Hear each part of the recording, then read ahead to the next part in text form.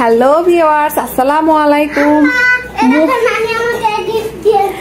মন গিফট নিয়ে এসেছে, নানু বাসায় গেছিল, এই জন্য মনকে কি যেন গিফট দিবে সেটাই আনতে গেছিল মন ওর নানু বাসায়। এই জন্য আমি ভিডিওটা অন করছি। মন যেহেতু চলে এসছে, তো কি গিফট এনেছে সেটা এখন দেখবো আমরা।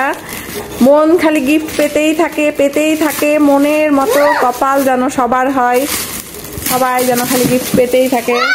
ওয়াও, কি গিফট! ওয়াও, আতর, তাসবিহ, একটা কুরআন শরীফ। বাবা ওযু করে ধরতে হবে। উড়ি বাবা, ওর মধ্যে রাখো, ওর মধ্যে রাখো বাবা। কুরআন শরীফটা রাখো, কুরআন শরীফ তুলে ওর মধ্যে রাখো, ওখানে রাখো। ওযু করে নিজে রাখো। তারপর একটা, ওয়াও, কত সুন্দর একটা গিফট। এই কুরআন শরীফ আর এটা আমি রাখবো, এটা আমি রাখবো, তুমি এটা নাও। ছেলেদের জিনিসটা, এই ফুলগুলো আমার,